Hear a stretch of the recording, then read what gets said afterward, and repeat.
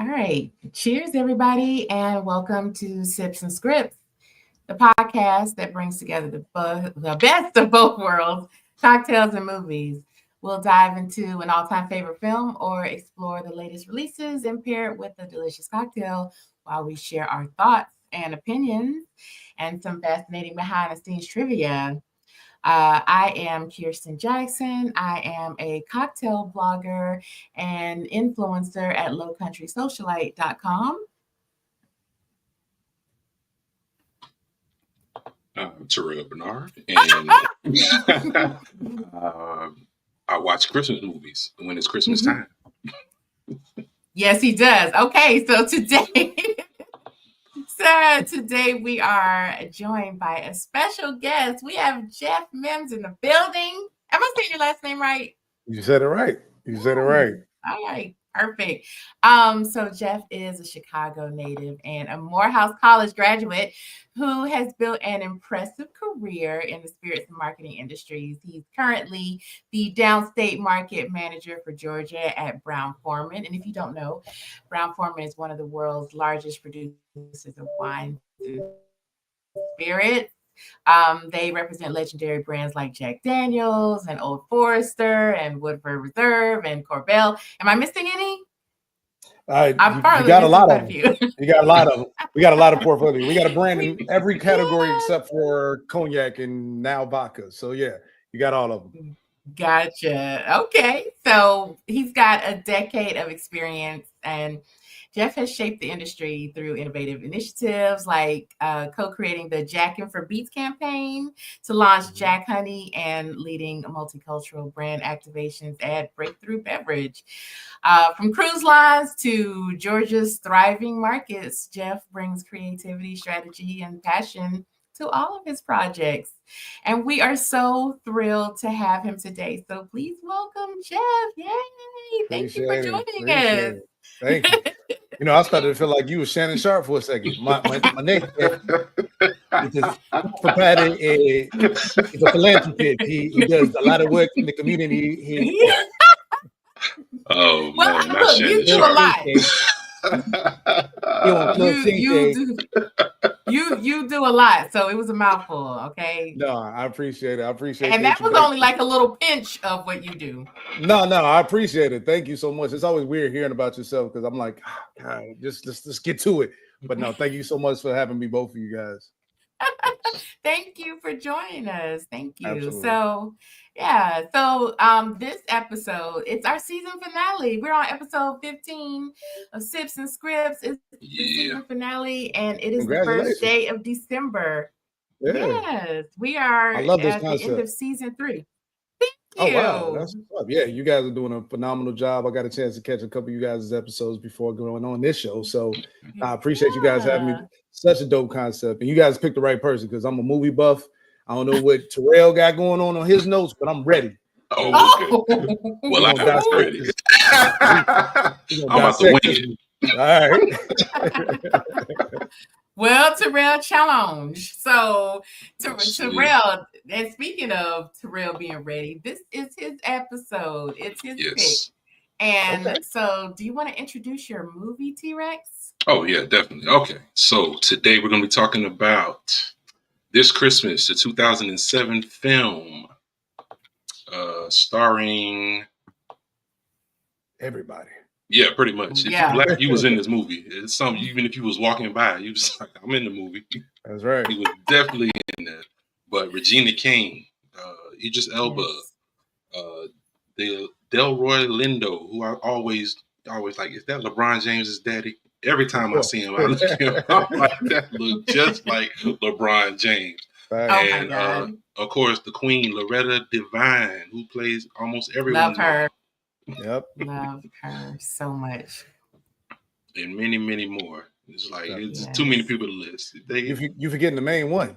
Who was that? Young Chris Brown. Yeah. Oh, young Chris Brown. Yes. Baby Chris Brown. Baby Chris Brown. Yes. Baby Chris Brown. That was yo Chris Brown right there. That was run it Chris Brown right there. That was probably prime Chris Brown. Absolutely. I forgot that he was in this movie. I don't know how I could have forgotten that, but he looked so young and dopey, and I was like, wow, wow. Because he no was facial like, hair, anything. through the whole movie, he was like, I was like, He was. He was really so was. dopey. But it was good to see a young Chris Brown. And also, I had forgotten how many, like, not even in the main cast, but like how many, how much of the supporting cast was. I'd forgotten all of these people, like David Banner. David Banner. Yeah. David Banner. Yeah. Yes. Talk about people's daddy. That could be your cousin. I don't know about you, Terrell. That's David Banner. That's your cousin over there. David Banner. I love me some David Banner, but we ain't got to talk about it. So anyway, but yeah, I was like, wow, it's a lot of people in this All-star film cast. that I had forgotten about. And me and Terrell talk about this all the time. Like, I feel like this film was definitely a throwback to those movies in the 90s where you would have those strong ensemble casts where like all the comedians were in it, or like all of the hot actors of the time were in it. Because like so many of these names were well known. Even then, like now, all of these names are like supernova. Exactly. But even then, they were well known. It's so the movie was a good time. I got some stuff to say about it. But the movie was a good time. So, but usually when we start off, when we introduce our film, we have a part of the podcast where we share our history with the film. So, Terrell, you want to show Jeff how it's done? Sure. Okay, my history with the film would be, I think, just watching it on TV. I didn't go to the movie theaters to watch it. I know that for a fact. I wasn't really going to the movie theaters like that. But once I saw it, I was instantly hooked. And ever since then, I watch it at least once to twice every Christmas season. So like last weekend, I watched it. And then this weekend, I watched it. So it's something I go to. It's my go-to Christmas movie. Okay. Who's next, Terrell? All right. Let's go with Jeff. Jeff, what's your history with the movie, sir? All right, so I definitely did go to the movie theater, and it was probably around this time, like, usually around before the Christmas holiday kicks off, around Thanksgiving is when a lot of the movies are released. Like Wicked just came out now, and some other movies that are really family movies. So I went with my parents, and I think of course my brother, who's an actor, he's actually an actor in LA, so shout out to Jason Mimms. I know that. Yeah, I'll talk about Christmas movies and my brother in a little bit, but we all went out to the movie theater and we saw it, and I specifically remember this film when Chris Brown was singing, "Hang on Mistletoe." See, Jeff just wanted to share that he can sing. His rendition. But no, it's funny because it ties in two movies, right? So his rendition of it, right? I just remember my father turning over and looking at me and said, "That boy can sing." And I was like, "Oh man, that was like Coming to America. Like that boy good." And that just stood out of my mind because it was like that boy singing. So literally, I literally, remember that vividly. 2007, I think I was just coming out of college, so I was just graduating Morehouse. So yeah, that was definitely a time in history that I won't forget for sure. But it's a good feel-good movie. We're in rom-com, type seasons right now, all the cheesy and warm, heartfelt Christmas movies. This is the season. So yeah, this is definitely a good one. Definitely. Absolutely. Well, I don't have any history with this film because I don't remember when I watched it. I know I've seen it before, but I can't remember when, and I wish I could, but I know I didn't see it in the theaters. And I know I've seen it at least twice, but that's all I can remember, and there's a reason why, and we'll get into it. Okay. I like it. So yeah, definitely. But so now that we've shared our history with the film, Jeff, you get to challenge one of the other hosts to a 60-second recap. So this is the portion of our podcast where we put 60 seconds on the clock and our guest gets to choose who does the 60-second recap. And it is unrehearsed and ought to be real chaotic. So yeah, see, I like this because this is Terrell's favorite movie. He watches so it's easy for him to do recap. But I want to hear what you got, Miss Kirsten. No. Yes. Absolutely. Yeah, let's go ahead and kick it off with you for 60 seconds. All right, Jeff, thanks for joining us. Now I'm going to delete you from. Nah, Jeff is staying. Jeff is definitely sticking around. Oh man. Okay. Usually when we have a guest, they choose Terrell, and I've been really counting on that. But all right, okay. So, all right, okay. Well, I'm going to put 60 seconds on the clock and then butcher this movie. All right, you guys ready? Good. Let's go for it. All right. Okay, so this Christmas is a 2007 film, and so the plot is there is a family and they come home for Christmas, and Loretta Devine plays the mother, affectionately called Madeir, and it seems like everybody in the family has a secret, and all of these secrets get like unleashed around Christmas, and it just causes some chaos and some fights and stuff. So we have, look, I can't go through all 6 of them kids. It's going to take more than 60 seconds. So they all have secrets. They all unfold. There's a couple of fight scenes. There's a gun scene at one point, and then there's some singing, and then they eat Christmas dinner, and then they dance, and then that's pretty much it after they resolve their issues, kind of, sort of. Okay. All right. I think you forgot a lot of stuff out of that movie, but 60 seconds, cool. I think I did a fine job. I mean, good job. Good job. You did a fine job. Okay, fuck y'all. So anyway, okay, look. I'll just go ahead and say it. This film is boring. And wow. Sorry.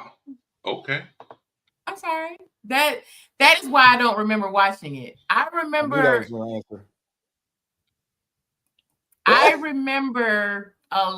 like watching the film. I remember certain scenes. There were definitely scenes that stuck out. Mm-hmm.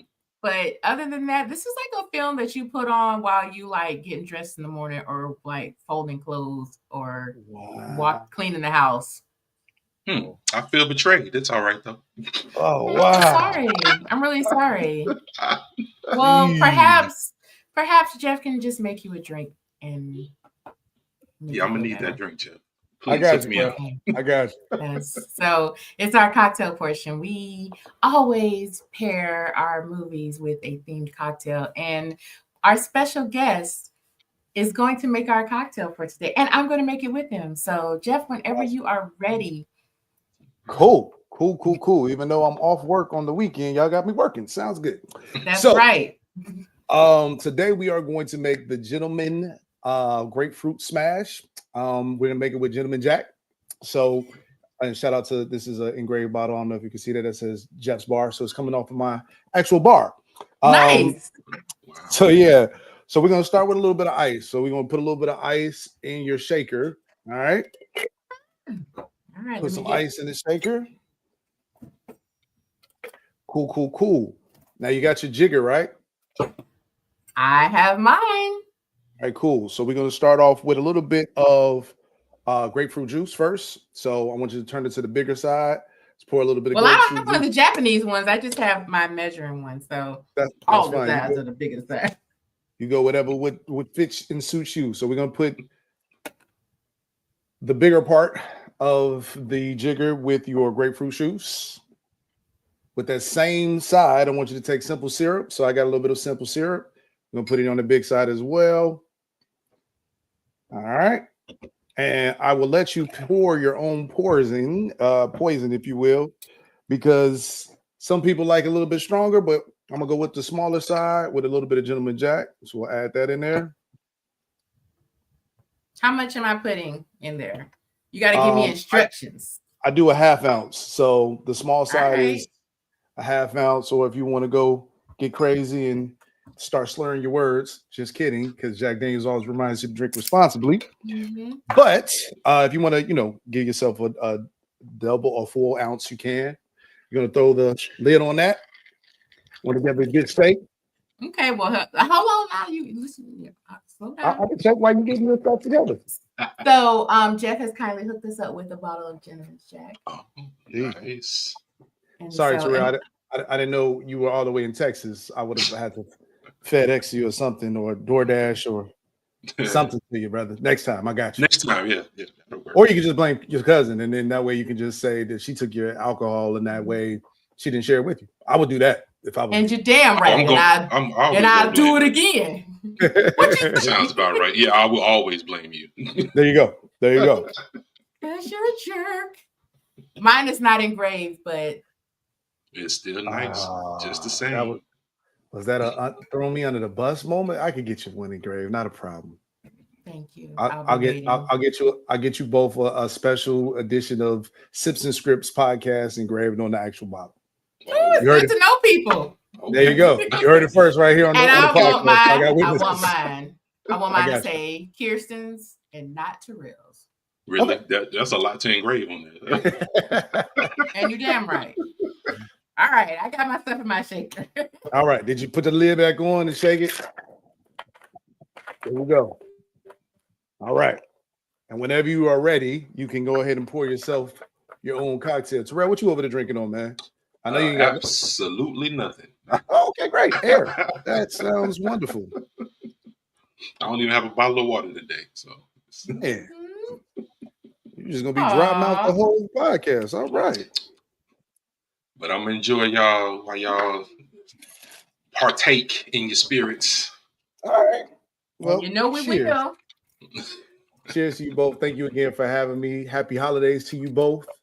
Holidays. Definitely. And while we already at the December 1st, let's just go ahead and kick off this last year. If anybody else has not, closed out the year, it's never too late to get started, whether your goals in life, whether it's just a short-term goal. Don't take your foot off the gas. Close out the year strong, and in that way, you already have the platform to start the year off the right way. So, cheers to you guys. Not the motivational talk. Man, okay. Yes. Coming through with a word on a Sunday. Hallelujah. Amen. Ooh, let me pass around this collection plate. Exactly. What you think of the cocktail? I think it's great. Good. Yeah, that's pretty good. Thank you. You're welcome. All right. Yeah, Terrell, you really need to be wetting your whistles before we rip into your film. Y'all not gonna rip that hard because it ain't that bad of a film. The film is low-key fire. Like when you think about it. Whoa. It's low-key fire? Yeah, low-key fire, yeah. Okay. All right, Terrell. I'm gonna let you have that. I'm gonna put my pinky out on that one. Yeah. Yeah, drink the whole damn drink on that one. Wow. All right. Okay. Well, all right, Terrell. I'll allow it for now. So Terrell, do you want to give your technical summary? Yeah, sure. Like I said before, this Christmas was released in November 21st of 2007. It was directed, written, and produced by Preston A. Whitmore II, and also produced by Will Packer. Stars Delroy Lindo, Idris Elba, Loretta Devine, Chris Brown, Columbus Short. A lot of people forget about him, but Columbus Short when he was in his heyday. He's in the prime for sure. Regina King, Keith Robinson, who is always working. I always see him everywhere. Laz Alonso, Sharon Leal, Laura London, and Mekhi Phifer showed up for the one time. I got something to say about that too. Don't talk about Mekhi. I think Mekhi Phifer was one of the producers too. Yes, he was. Yeah. I saw that. That was pretty dope. When I was watching the opening credits, I was like, "Oh, okay." I picked up on the same thing. Was that the reason why we got a special appearance by Mekhi Phifer? I was like, if I'm putting I'm producing it. I'm gonna write myself in there too. Yeah, absolutely. I know that's right. Special introducing. Might come pop up in there twice. Like, Exactly. Just in case you forgot. Play two characters. Turn around, like talk to yourself. Okay, Eddie Murphy. Okay. All them characters. Well, I didn't realize that. So that does make a lot of sense. The budget was $13 million and it grossed about $50 million. So it was a success. I'm pretty sure that was due to Chris Brown and his singing, because Chris Brown can sing. Unless you think Chris Brown can't sing neither. First of all, I wasn't even going to say that. Does that sound like something I would say? Yes.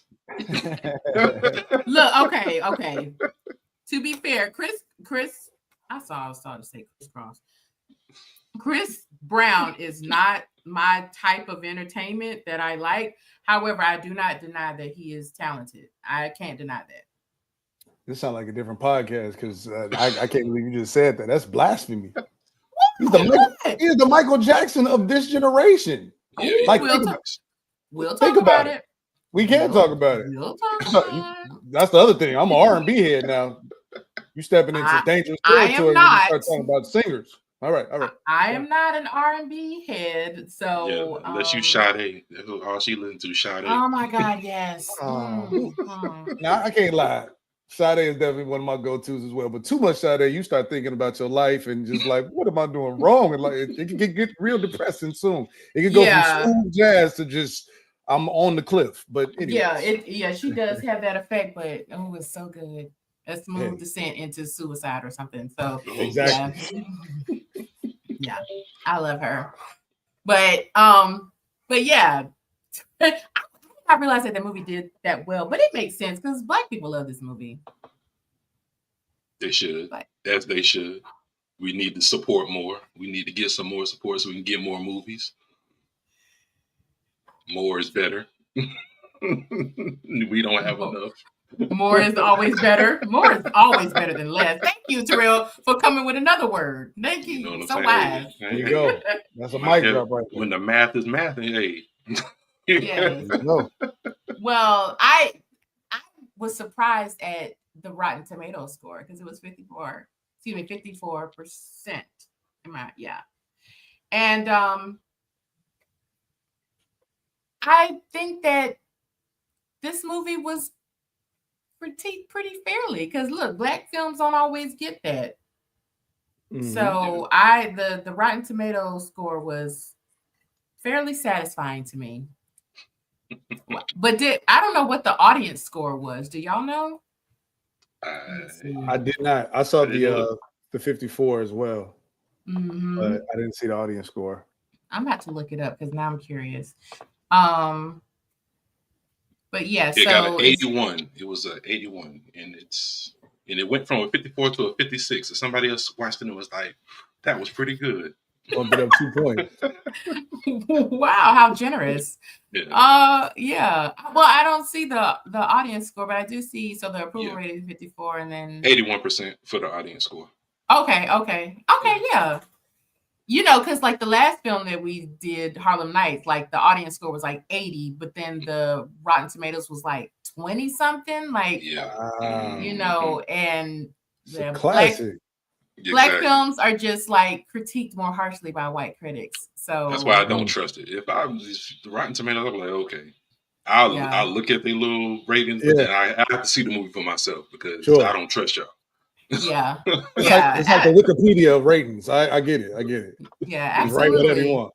Exactly. I think as far as with Harlem Nights, it was a product of the times. Like now, I think maybe, you know, like Black films are critiqued a little differently. I hope, but you know, we never can really be too sure. But good body of work is good body of work. That's how I feel about it. And if the Rotten Tomato score is higher for Coming to America 2 over Harlem Nights, then you know it's a problem in the system. And for me, the audience score is always going to be what I look at more so than the critic score. So. Sure. Yeah. They messed up my favorite movie, Coming to America. There's a classic. Coming to America 2. Y'all got to bring me back on to talk about that movie. That was, And we will, because there's plenty to talk about with that. So absolutely.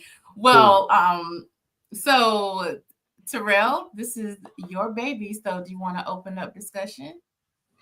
Sure. Actually, this is just a real quick little fun question, not too deep. What is everyone's favorite go-to Christmas movie? Since this is mine, and obviously it's not yours. So what's your go-to Christmas movie? Does it gotta be black? Who you asking? You asking me or Joe? We'll go to you. Go to you first. Since this is a walk around, put on your clothes and clean your house type movie. Let's see. And wash your car. Watch? Yeah. Wash wash your car. You go outside. Wash your car. Wow. What in the you wouldn't miss is going on? Wow. You wouldn't miss shit. You go outside, you wash your car, you come back, you're like, oh yeah, okay, the family they eat chicken. Wow. Tell us how you really feel about this meal. Okay. I'm just saying. But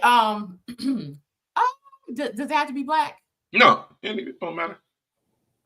What's your go-to? What's one you like, man? Every Christmas, this is the one I'm watching this year. Damn, I got Nightmare Before Christmas. What? I don't hear that. You don't have a go-to Christmas movie?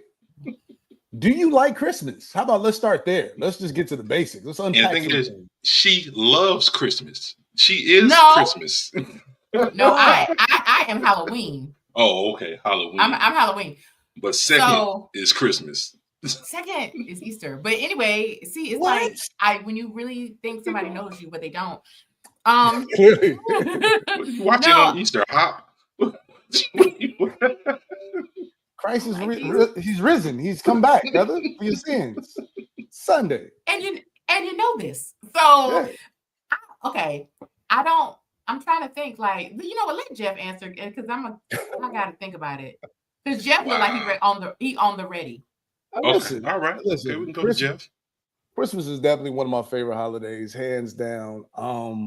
Not to get too deep, you know what I mean? Like, if you really think, of course, obviously the reason for the season, right? If you definitely think about why we celebrate, and shout out, this is the same as plug for all the Capricorns. I'm a Capricorn, and you might have some haters like, you know, how you rolling your eyes right now, that say, you know, my sign is better than Capricorns, but some of the greatest people of all times are Capricorn. I've been saying, all of my friends and family knows this spiel, so they're probably rolling their eyes too, and that's fine because they're haters. But some of the greatest people of all time, right? Whether or not you care about the debate, but LeBron James, 40 years old in the league right now, one of the greatest players, Capricorn. His birthday is the day before mine. My birthday is December 31st. LeBron James is December 30th, right? You got Martin Luther King, Capricorn, right? Some of the greatest people of all time now, all right? And, you know, I get some other people. I got celebrities that's mine, blah, blah, blah, blah. But the one hitter quitter, Jesus. You can't top Jesus. His birthday is celebrated, and I know all the theologians and historians are going to say, well, that's technically not his birthday, but we celebrate Christmas on December 25th, which makes Jesus a Capricorn. So therefore, Capricorns are one of the greatest signs of all time. That's my spiel on that. But Christmas, that's what we were talking about. Yeah, I feel like Jeff has put himself in the same category as Jesus. I am here for it. I didn't say I was King. I was saying LeBron James. And the two kings that black people serve and follow. I'm just honored that I'm amongst, you know, good company with some of the greatest signs. You know what I mean? You know, shout out to Jesus. Thanks, God. Wow. But yeah, so y'all gonna have a joint birthday party next year, or what's it gonna be? Not a joint birthday party. Absolutely, I'm gonna get a flyer made and everything. You feel me? You better have Jesus on the fly. Is hilarious. The Beijing and everything. Never mind. I digress. But yeah, no, like I really enjoy just the overall feel of Christmas. You know what I mean? For me, I would say that my entire family, like we would do like a madman dash every year. So to visit both sides of the family. So both of my parents are still married. Shout out to my parents.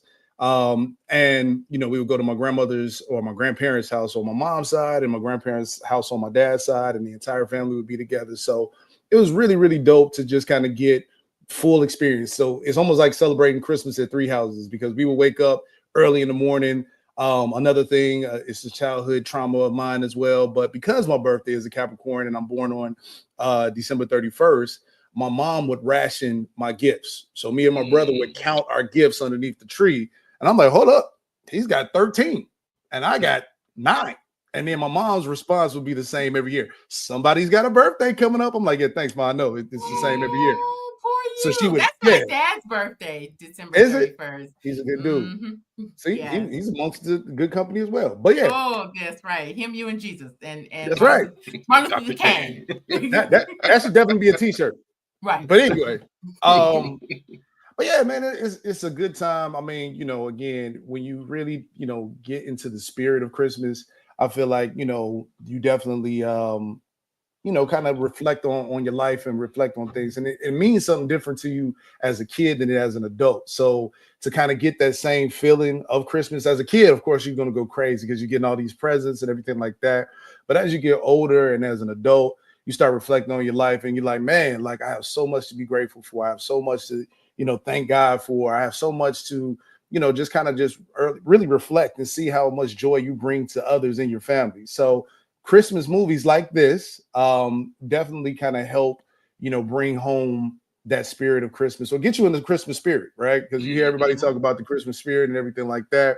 But I think like these rom-coms definitely help, you know, romantic comedies get people in the mood or even just feeling good and just warm and tingly on the inside because and I don't want to go too dark down this rabbit hole, but you know, some people lose family members and this could be a very tough time for them. So sometimes these movies kind of give them a nice little hug or a little bit of comfort to kind of escape, you know, the heaviness that they're going through this holiday season as well. So, you know, we kind of need these kind of films like that to kind of help us get into the mood. But my go-to Christmas movie would be National Lampoon's Christmas, right, with Chevy Chase.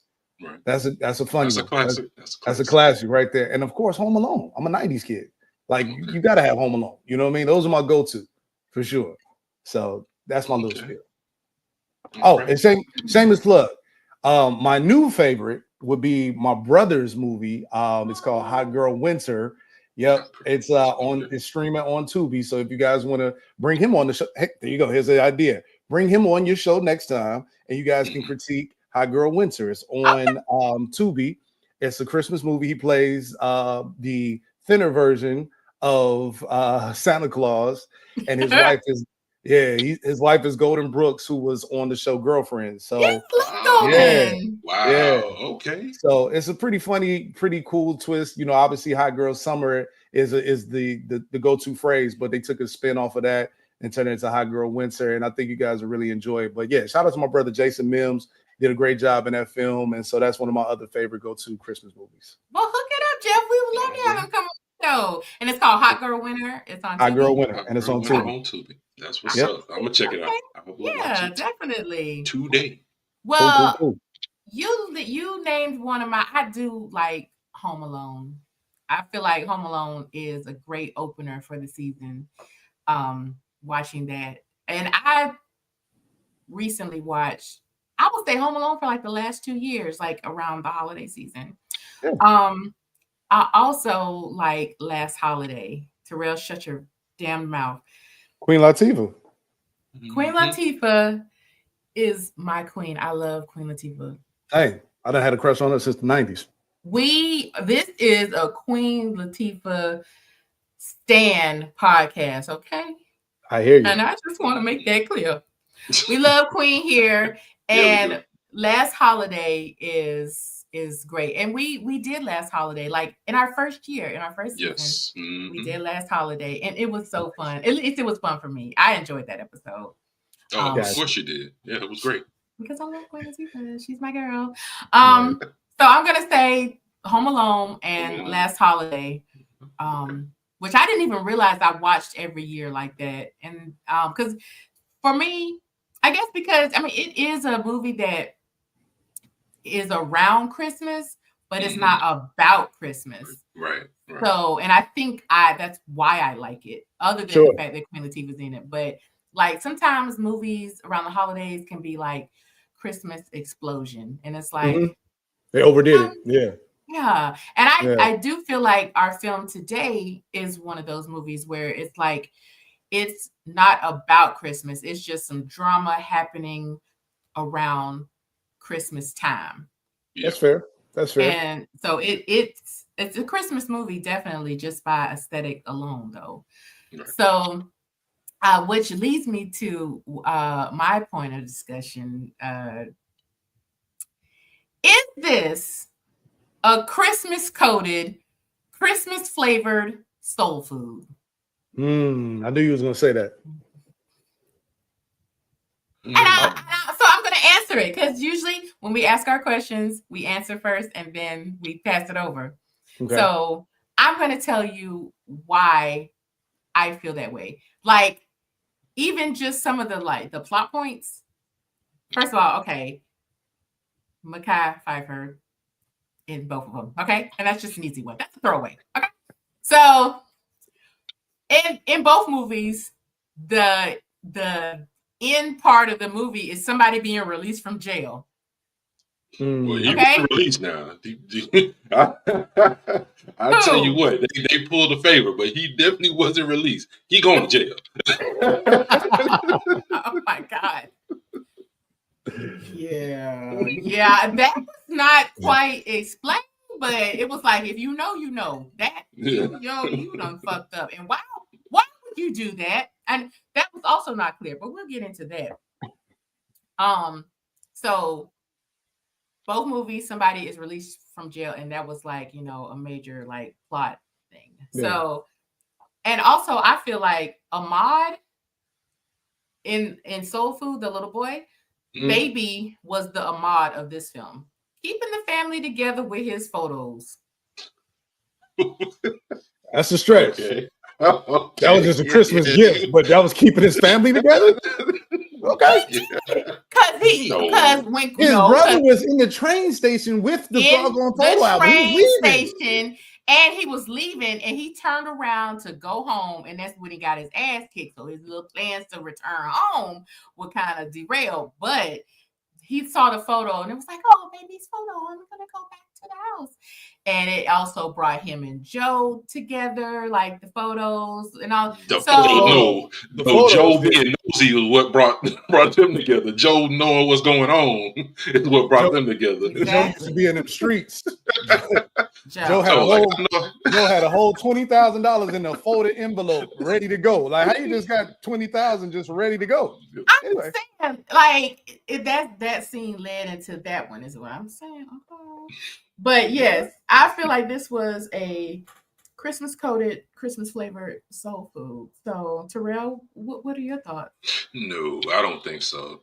This say that only because you love this movie, but go ahead. No, I'm saying it because the turmoil. I'm not even saying it as a critique. Okay. Or as a bad thing. But no, I see where it has its similarities. They parallel it somewhat, but this movie is something of its own. It's not embroiled in drama. It's like it just happens to be when they all get together, drama comes. And I think Idris Elba's character, Quentin, I think had he not been in the movie, they still would have had a little bit of drama. But I think the major drama came when he shows up and when Claude, Columbia Short's character, goes AWOL for some stupid reason. It's the dumbest reason I ever heard in my life to go AWOL. But yeah, no, their drama wasn't as heavy as the soul food drama. The soul food drama, they was like people dying, they got to get their legs chopped off, they burning down their house, they sleeping with soul food, they was doing a lot. This one they were doing the minimum. How did you turn soul food into like this like action adventure movie? Like people getting their legs chopped off, houses burning down. Yeah, they was gonna take Big Mama leg. Big Mama leg. She had the diabetes. First of all, and for those of you who are watching, Big Mama went to a hospital to get her leg removed. Somebody didn't come in the door, kick the door open, and take her leg. That's the way y'all make it sound. That's how she sounded. They gonna take my leg. Yeah, exactly. Don't take my leg. She gladly gave Yeah, that say it like because Oh And man. everybody knows the food and soul food is the real villain. Exactly. who's the villain in this movie? David Banner. Fucking Claude. But go ahead. Claude was acting up now. I ain't gonna lie. Claude was acting up, but he wasn't the villain. He was a victim of circumstance. No, what? He really wanted to see his baby mama, his wife. He wanted to see. He had to make sure he was there for Christmas, even though he was hiding it. Like, why would you hide if you was gonna see her? You know what? Let's throw the question over to Jeff about the soul food, and then we're gonna get into who is the villain of this film. Because that'll work. All right, Jeff, lay it on us. Yeah, I can definitely see where you're going with the soul food references, right? The family dinners and everything like that. And to Makai's part, you actually made me think of, by him being on that set, he probably did bring some of that. He was one of the executive producers on it, so he probably did bring some of that knowledge into it. But you get all type of, like, I felt like it was 4 different, franchises that actually were like molded into this one movie, right? So you got soul food, definitely you can feel that. The whole Medea, right? Like we're in the South right now. Do you guys call your mom or your grandmother Big Mama or Medea? Neither do I. And I was born in Chicago, born and raised in Chicago. So it was grandma or, granny or, things of that nature, or grandma and their last name, because I got 2 grandmothers. So it'd be like Grandma Mimms or Grandma Chase or whatever the case may be. So it would literally be like, I got Medea from Tyler Perry in there. And there was a lot of Tyler Perry references, because what y'all haven't brought up yet is Regina King's husband cheating, and how she got baby oil and a belt. I don't know how we went back to slavery, but that was like, what? Yeah, diabolical. That was very Tyler Perry-ish. That was diabolical. We're gonna talk about that one too. I clenched pearls a little bit, but that was very Tyler Perry-ish, right? That was very, drama. Yes, because it was obnoxious, but go ahead. Yeah, but I'm just saying, it was like, okay, that was I can see that in a Tyler Perry movie. So I got a lot of soul food. I got a lot of Tyler Perry references. I got a lot of, this is going to definitely tell my age, but do you guys remember the movie, The Kid That Loved Christmas? It was produced by Oprah back in the 90s. Go check it out. It's an old Christmas movie. I think Ella Reese was in it. Sammy Davis Jr. was in it. A lot of old, like, Black Hollywood was in it. It was a really good movie, The Kid That Loved Christmas. And it was actually back in the 90s. I remember on VHS, because I had to record it off of the actual TV. But Oprah Winfrey actually pushed it out. But it kind of gives you those little storylines as well. So it was a lot of different pieces of, movies or productions that I saw that they put together in this. Even a little bit of Barbershop. You know what I mean? There was a little bit like the whole chasing him after his money and going after Idris Elba and everything. And also, fun fact about Idris Elba, this is before we knew that Idris Elba had a British accent, right? Because we for years, like, and especially in the early 2000s, we just was like, oh, this is new upcoming Black actor. He's coming for that. When did Daddy's Little Girls come out? Because I think that's when we learned after that. It was like, that was probably in the early 2000s too. But that's what. Yeah. Probably right after this, I think. Right after this is when everybody's like, oh. But he had me fooled in the wire. I ain't even gonna lie. And he had everybody fooled. Yeah. So we got a comment that says agree. I don't know what you're agreeing on, but I feel like you're agreeing with me. No, so nobody was agreeing with you. That agreement sitting with them for about 10 minutes. No, when I was talking about soul food, jerk. So I gave you credit. I can see soul food. I definitely can. But I'm gonna make this point though. Wait, go ahead. I'm gonna make this point in terms of like what they took the hybrid of soul food. But what I really, really enjoyed the most about it, it kicked off the movie where she passed around envelopes of the shares that was from the profit of the dry cleaners, right? So the whole generational wealth and, the fact that the family was looking after the family, that was huge, because again, it wasn't overly done. It wasn't like the Cosbys where, like everybody, it is actually even kind of poke fun of it, come to some of the entitlement from the kids, like, well, this is lunch money. And then Chris Brown's like, well, I don't know how much you spending on lunch, but the fact that there were actually profits actually made from the family business and it was kept in the family, that was huge. You know what I mean? So I appreciated that, you know what I mean, representation for sure within the movie. And that was kind of like a step up from the whole soul food. Okay. Nice. Told you I was ready for today, boy. I got no. Oh my God. Yeah. I do feel like I did want to say something about the shares. Like, to me, the dry cleaning, the shares and then the dry cleaners itself was just another like point in the plot that was not explained enough. And so I would have liked to have known more about that. Because we never saw the dry cleaners. It was like this phantom business that was there that kept this family afloat. And it was like, okay. But I keep saying this so much, but we'll get into it. Yeah. Because I want to bring that up in another point. But yeah. So back to the other question we had. Who was the villain? For me, it's Claude. And I would say why. Okay, well, why is Claude? Go ahead. First of all, like I'm not military. However, I was, I'm in a military town and I have a military family, and the number one sin is going AWOL. Like, you could kill somebody, you could kill a whole fleet of people, but you better not go AWOL. You don't do that. You don't do that. And so he did that, and like the reason was he wanted to, like, every step he took was a fucking lie.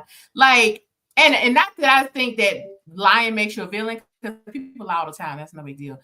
Like, that's just what people do. But why are you lying? Why? And he took this girl who married him, who then I'm assuming that we're to guess that her family has disowned her because she has married this man that is black. He took her on Christmas and stuck her in a motel. And then she goes to see him, and he's like, "Get on out of here now. I ain't told my mama about it. Get on out of here." I like how she just put him into old slave voice. I know, right? Because you best get out of here. That's how he sounded. You best get gone. Told her, he was, "Get on out of here, girl." He literally said that, "Get on out of here." So, so that then he and he lies so much. Then he gets this weird possessive thing over her because these guys like start talking about, and they weren't even talking about his wife. They were talking about white women in general, saying they had strong needs. That comment, and he's like, "You're not my white woman," and takes out a gun, and it's like that was overboard. Like, bro, you know you already in the wrong. You went AWOL. You did that. So to bring your service weapon with you, and then to pull it out at the club, you was doing too much. Now he was doing too much, but he's not the villain. But hold on that point, because again, to Kirsten's point about how I got 1,000 jobs. So before I actually got into the liquor industry, I used to be a club manager as well as a club promoter. How did he get in the club with a firearm in the first place? The bouncer is the real villain in that situation. Because if you can literally get into a club, nobody in that means that there was at least 16 other pistols in that club that they were in, because if nobody's getting patted down and he was able to go in there with a loaded weapon, then he's the real villain. Oh, we got a comment to say. I see. I'm agreeing with all of y'all to make it even. Now, you know what? You can just say it's me. Don't be afraid. No, it wasn't. It wasn't though, but it's fine. But the only reason why I didn't question him coming in with the gun, I was like, okay, this probably one of them sedated black people lounge. You didn't question that he came in with a firearm? I didn't question it. You would think that they would check, but I was like, maybe it was just, it's a lounge. Ain't nobody gonna shoot up nothing on Christmas. Man, listen, I love it. If they got to double pat me down, hey, brother, I appreciate you for taking care of my safety, like gun safety. Exactly. I appreciate it. I'm just trying to get home to my family and have a good time. That's it. And then for them to drop the charges, I was like, whoever that was the real MVP. I guess it was like he in enough trouble as it is. I'm not gonna add this gun charge to it. This is concealed carry laws. These, we didn't have that back then in 2007. So yeah, that was man, I'm sorry, but the way Claude did his wife, and then like I can't wait till it's my turn. Him and Regina's husband, but even him, Claude was worse than him to me. Like, what? Okay. Now you must have went to watch the car when this movie was on today. I did remind you that Jack Daniels reminds you to drink responsibly, right? Because you sound like you're a little bit tipsy right now. I'm gonna ask you to put that drink down. I'm gonna cut you off. Friends don't let friends drive drunk. Usually our special guest behaves, but I see you're not gonna do that today. Listen, I'm glad, and I'm glad because you definitely, go get you a bottle of water and take a sip of that instead. Sober up because sober minds prevail, and I don't think you were sober when you said that. That was crazy. He was an asshole, he was cheating on his wife for years. And he was trying to get the business taken away. He was trying to make them sell the business so he could get money, so he could leave his wife and do some other. Come on, bro. He is definitely the villain. Okay. I forgot about that. I forgot that he was trying to like pretty much rob that family blind. Okay. Yes. Okay. Him and Claude were the villains to me. No, it was only one villain, and he left before he got beat and he left. I do not absolve Claude. I'm sorry, he was the worst to me. Like, oh my god. But anyway, go ahead, Jeff. Who was the villain? I'm gonna pass it over to Terrell because you was on some good points that you brought up, and I'm gonna piggyback off of that. Okay, all right. Yeah, the villain is definitely Malcolm Moore, Lisa's husband. He did everything in his power to try to tear that family apart because it was the only reason that Lisa brought up selling the dry cleaners was because Malcolm needed money to fund another project that he was trying to do on the side that he was doing with the lady he was cheating with so he could get the money and leave his wife. Yeah. So the only reason that even got brought up was because of Malcolm. But there was nobody talking about, was he doing everything in his power? Like, it really didn't take much convincing. He was trying to heavily influence her the entire time. Did you do it yet? Did you get it done yet? You got your brother to sign off on it yet?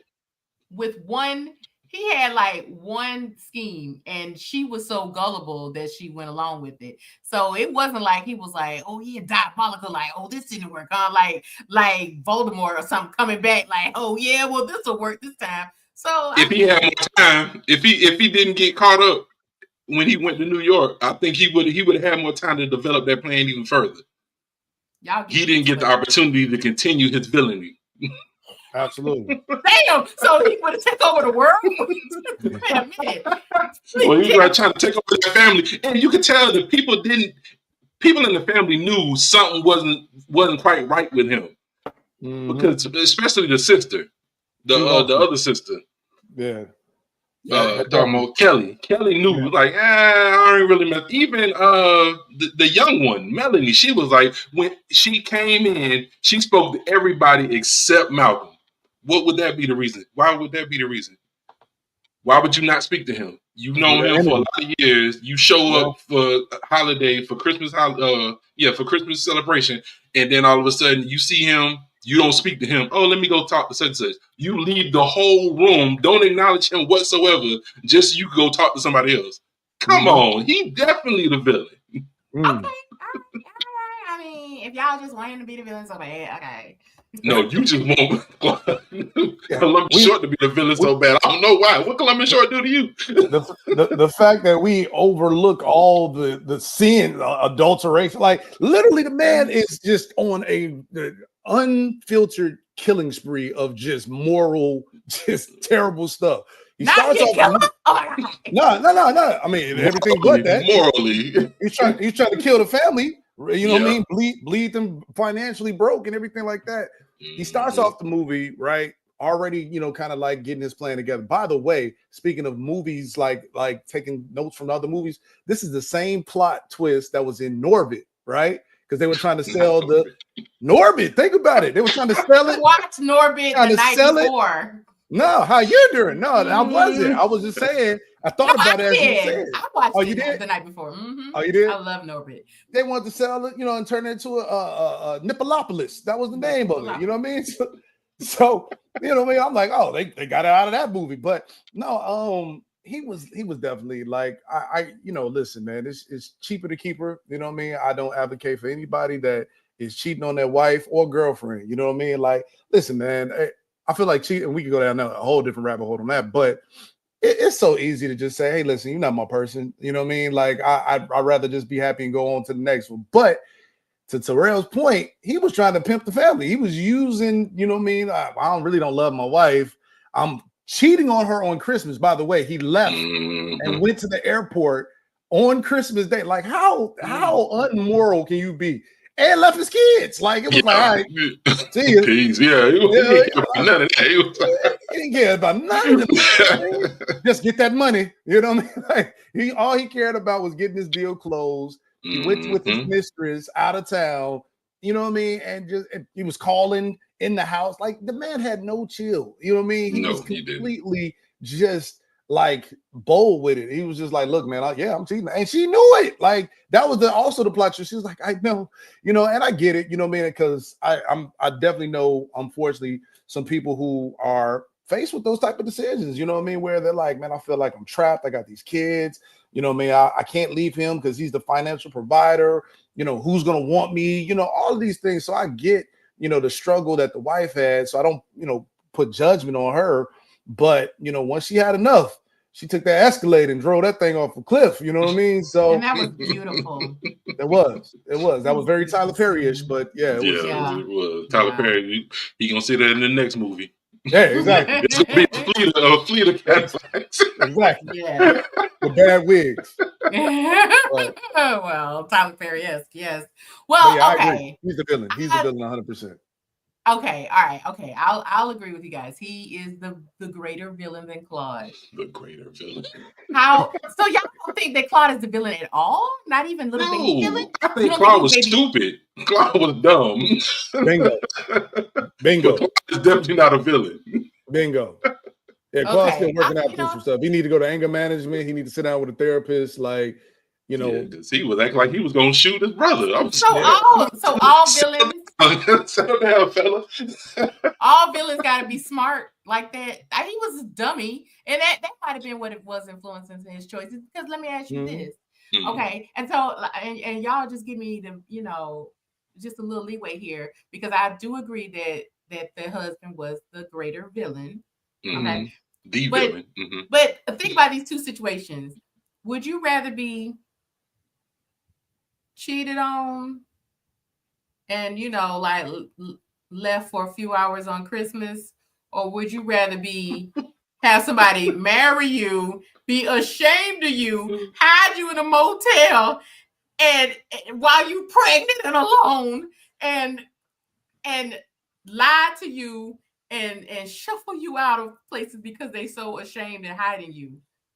Well, you gotta think that she wouldn't even be in the same city if he didn't bring her home. He just didn't know how to introduce her to the family or the timing.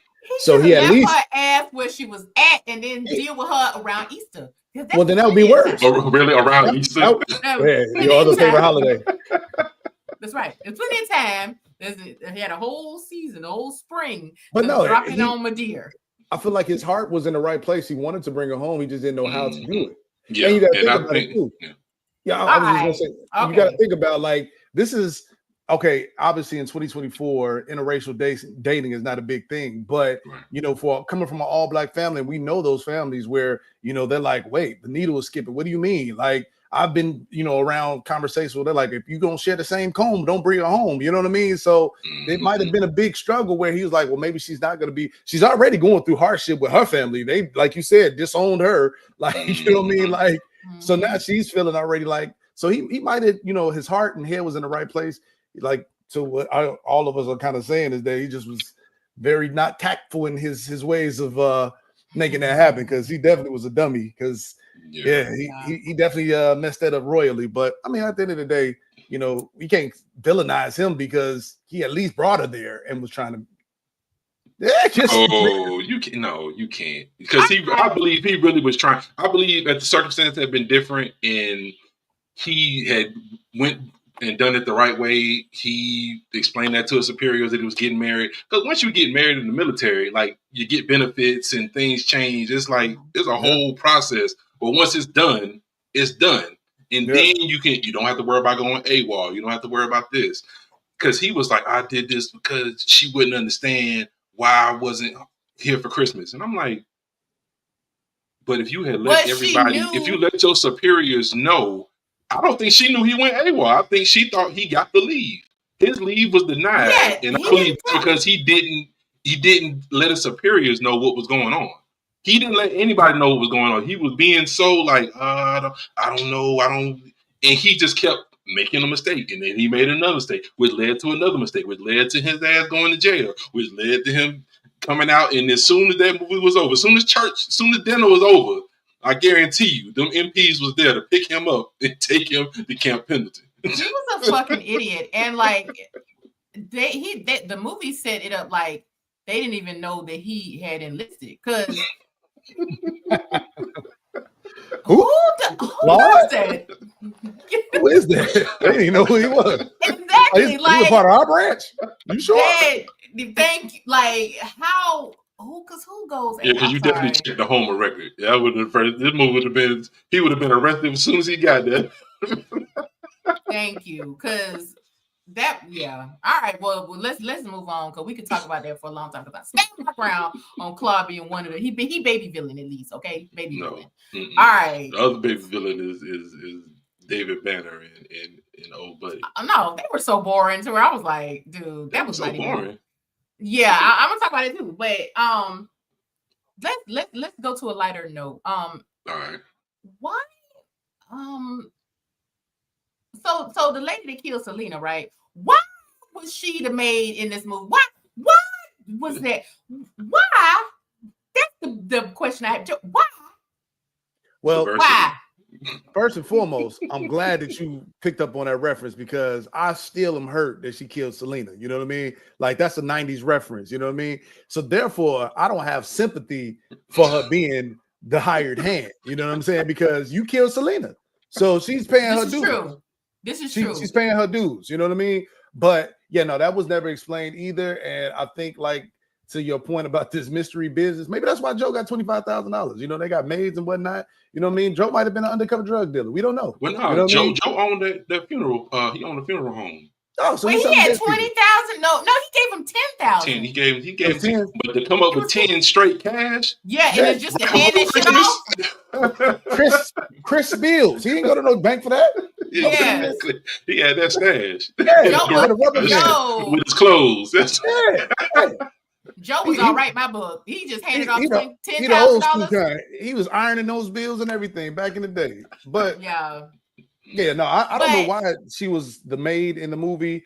You know, I don't understand why there was a maid in this movie. Like, and I think that was something that was another plot like point that just was not clear. One, we don't know how successful or unsuccessful this business was. We knew that it had some profit, which is good, but you know, some of the kids were responding like, yay, and then some were like, and so it did not make sense to have almost like maybe, I don't know, like, I didn't understand why it was necessary to put a maid in this. I mean, they probably were trying to go for, they were affluent. So, you know, maybe that tried to sell the image that this is an affluent family and that they got a hired hand. But so then why didn't they have a better house? Because that was a nice house. Well, no. It was, but savage. It wasn't no house where you would expect a maid to be in there like open and look, I mean, I had a housekeeper even in an apartment, so I'm not saying that, but what I'm saying is like this was a apparently like a live-in maid because she was there on the holiday, or at least if she wasn't live-in, she was full-time, and it was like this house, even though it is nice and it is big, but it was still kind of modest. Like it wasn't.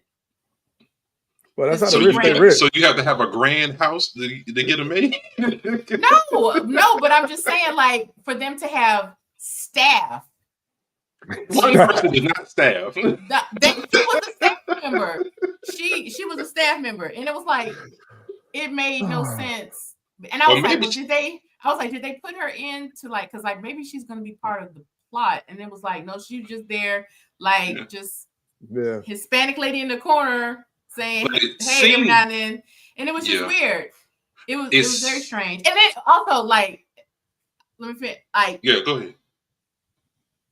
The kind of character that Madeira was, like, oh, black lady like that ain't even gonna have no maid, not in there cleaning her greens and shit. Like, go on, TV. Okay, well, I believe that she probably had worked with them for a while, worked for her for a while, and they were kind of like more friends than they were employee-employer type relationship. Because like she knew all the kids, she was there. It seemed like she had been there for years and years and years. Like she just didn't get hired right before Christmas and then started doing all this stuff. It seemed like it was somebody who had been on staff probably since Senior was there. Even though I don't even know the timeline of Senior. Because Senior seemed like he was gone for like 7 years. Then it seemed like he was gone for like 20 years. So I don't know what Senior's situation was. But she seemed like somebody who's been around. And they had a real close relationship. So she was like, okay, well, I don't have anything to do for the holiday. I'll be here for the holiday. I'll help you out during the holiday. And I still get paid. Yeah. I mean, you stretched with that one, but stretch. Okay. Did they seem like they was really like employee-employer relationship? It didn't seem like that. No, it did seem like she was a staff member, but they were just closing. You know how like when you have a staff person for so long, they become family. Yeah, for so long. But you had done figured out this whole woman's career and stuff. Like, but I just felt like it was very odd. This movie could have carried on with no hiccups if you just asked her like, "Ma'am, get off set," and it would have just been the same movie. It was of course. Yeah, she wasn't like a centerpiece in the film. She was just a supporting character. She was one of the unnecessary pieces for me. I agree with that 100%. I think that was probably one of the most unnecessary or unneeded characters in this entire mega cast that they had because, you know, unfortunately, and I hate to pull the race card, but for Black and brown people, you know, I mean, we have a good movie with representation, right? So this was a good, feel-good, all black cast and things of that nature. They covered a lot of different topics, and I'll get into some of the things that I picked up on that was very well written. But I mean, just to put, you know, this character as a trusted friend, a family, you know what I mean, a working hand and all of that. I mean, we didn't see it. We lived through that, you know what I mean? So just being very, you know, open about that.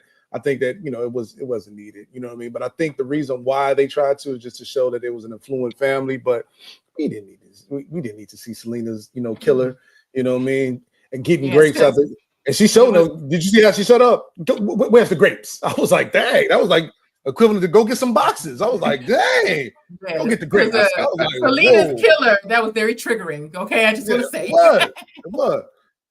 But yeah, I was like, that is such an unnecessary character, and it's teetering on weird. But you know, I guess I didn't think about her that often. I didn't. She was just there. Yeah, she wasn't needed. She was not needed at all. Yeah, it was not needed. Now, if it was like Meet the Fockers, you know what I mean, where that made, you know what I mean, had a reason, like that was a funny twist, and then you could see the reason why she was in the movie, you know what I mean? So that made sense, but this character was not needed for sure. Yeah. Jeff, you got any plot points you want to ask us or talk about, you know? I'm loving these questions. I'm loving how you guys are looking at things, except for you villainizing somebody that was trying to bring his white wife home to meet his all black family. I mean, you know, I feel sorry for the girl. I'm just saying. I did too. Yeah, I felt bad for, but it wasn't like, okay, where was she going to go? You told me something. You could live with where she was at. Where she was at. You just said her family disowned her. Where she was going to go? Home with her racist ass people. Okay, you think they was gonna let it? She ain't got no home. At least she brewing down there. No, not in the womb. No, you took your black ass over there and obliterated her family. At least she could have got, if you would have just left her alone for a little while till Easter, she could at least got some turkey for Christmas. But why no, till in the Easter? Motel room. Because that's enough months. That's the holiday he could have brought her home on. That's crazy. All right, you can't tell me my dear wasn't gonna have a ham on Easter that she could have came and enjoyed with them. Damn it! All right, they go soul food too, right there. Yeah. I was gonna say, did you guys? I think this is a good topic to pick up on some of the Easter eggs that was dropped in the movie, like some of the intentional things that they put in the movie. What were some of the things that you guys picked up that were like intentional call outs or Easter eggs? Oh, okay.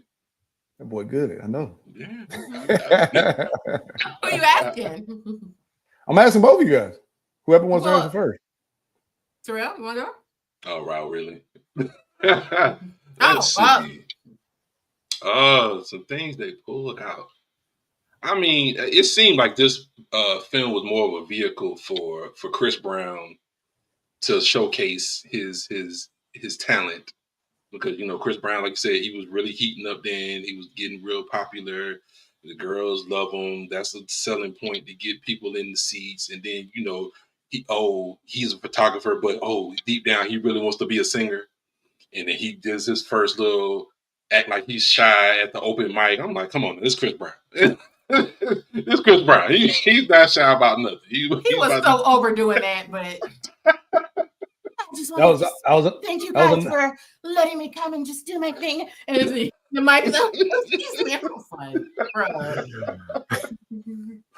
That was after Sister Act. That was actually, the Oh Happy Day scene. Oh yeah, They stole that same scene from that. There you go. He deep in this thing. Okay. Yeah. I'll tell you about all these scripts. Okay.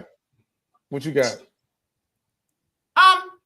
Well, I think like as far as things that were intentionally done in this film, are some of the things that were a little overdone. So first we'll start with the music. I think it was very intentional to have like all of these classics, because really they could have done a whole new soundtrack of Christmas music, but they chose to go with classics. And I think that was very smart to do, because it made this movie very endearing to the audience. And Black people love this movie. And it is a movie like soul food. Like Black people love this movie. They can't tell you what it's about. They just know it's some drama. And just like soul food, ain't no plot to it. Sorry, it's the truth. But wow, ain't no plot. Soul food does not have a plot. This movie did not have a plot. It was just like drama, dinner, end, dancing, end. The plot is family. That's there you go. It's one word plot, family. Yeah, there you go. Family. Yeah, that's Fast and Furious. That's family. I'm not saying that negatively. I'm just saying there are movies where there's not a plot, but it's still a good experience. It's still a feel good experience in the time. So I think that it was very smart to have like all of the oldies, and even having Chris Brown cover an oldie. And it was like a way to like, with Chris Brown covering that, like a way to bring that and make it and modernize it. But also, so I think that was a great intentional move. Also, I think like as far as things that were overdone, and this is like kind of a plot point that I wanted to talk about a bit later, but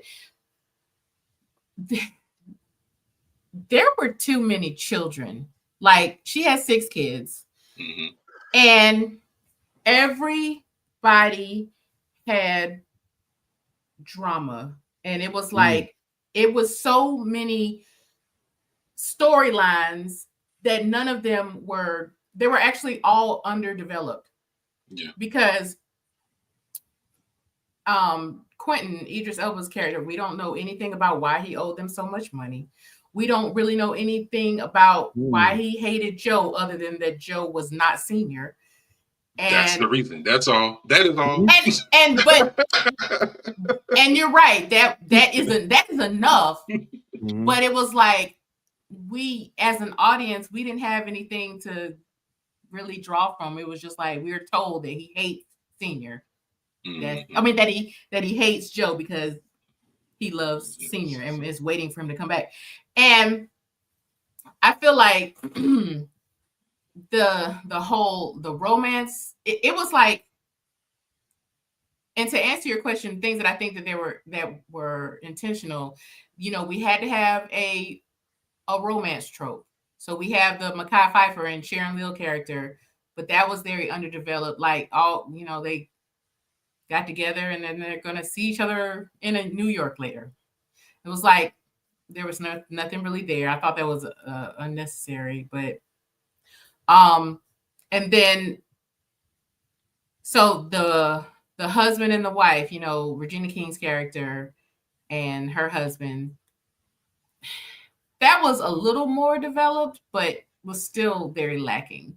So, and I felt like it was very intentional to like have this be, this is a family feel good film, and we're just gonna have like drama on the line. And it was so much drama on the table. It was like got too diluted with drama. Yeah, and the drama wasn't that heavy. It wasn't like soul food heavy drama. It was like exactly. That's what I'm saying. Like, if you took all of these drama points and picked them apart and said, "Hey, I'm gonna make one movie out of each thing," it would be the most boring movie out. Like, it was these stories were so underdeveloped to where it was like. It was like you slammed them all together and made a drama salad, and it was like. This is boring, but okay. I will say I agree to both of you guys' points. I think some things were overdone, but some of the intentional things that I feel like was a point of being put in the movie was really well written. That being, like I was telling you guys earlier about, not only representation on the screen and having a strong Black cast, because you got to think, the Del Rey Lindos and the Loretta Devines, those are some big powerhouses that kind of really carried this cast. Like if it didn't start with them, we wouldn't really care about the Joe and the Mama character or Medea's character because, they kind of set the tone. And you got to think these are younger actors. So this is not the Idris Elba that we know now. This is still the rising Idris Elba. This is still the rising, Lauren London and Columbus Short, even Chris Brown. So they kind of set the precedent. So, that having a strong Black cast was one. Zoe Saldana, like, the fact that Zoe was in this movie. I mean, was she? She was? No, just wait. That's Lauren London. That's another movie.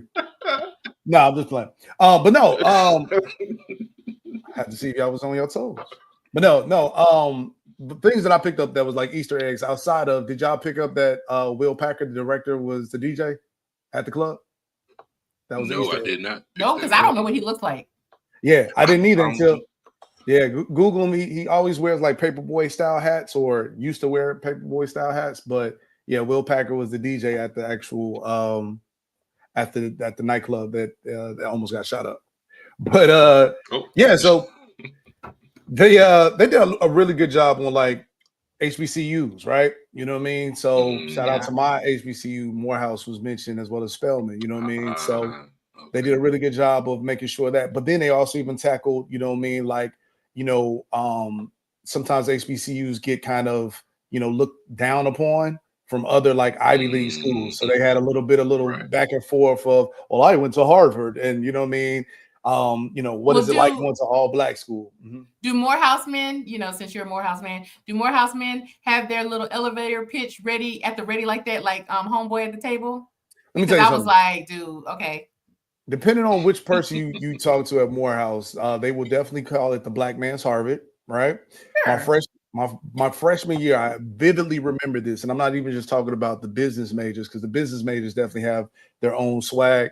But you know how, like, if we are out and about and I say, "Hey, how you doing? I'm Jeff." I'll introduce myself.